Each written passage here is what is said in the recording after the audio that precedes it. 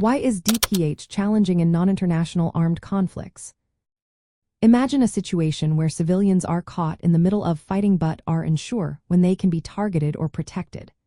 That's the core issue with direct participation in hostilities in non-international armed conflicts.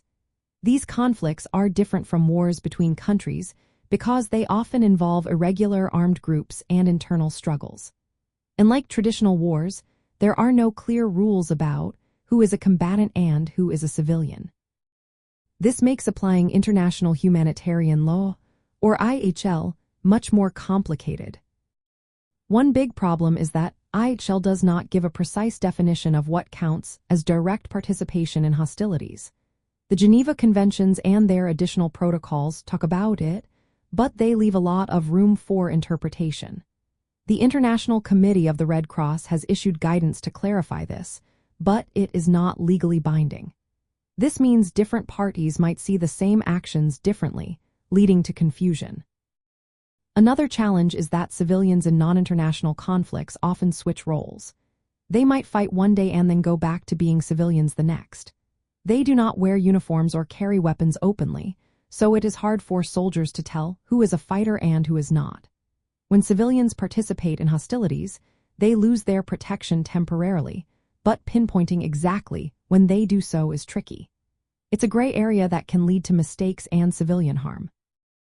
The rules also say that acts directly linked to hostilities and meeting certain criteria, like causing harm or having a clear connection to fighting, can make someone a legitimate target.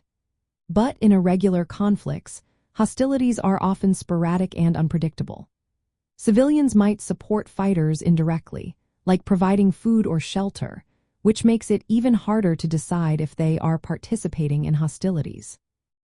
Protecting civilians is a key goal of IHL, but when civilians participate directly, they become legitimate targets for a time.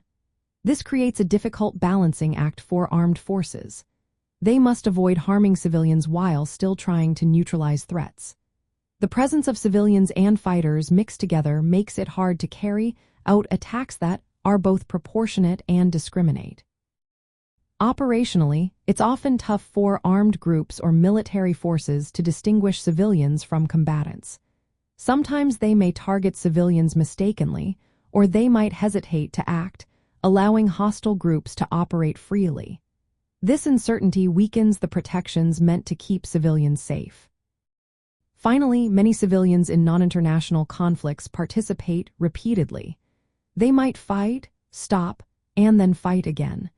Deciding when they are no longer participating is complicated because fighting is often decentralized and irregular. This ongoing participation makes it difficult to apply the rules consistently.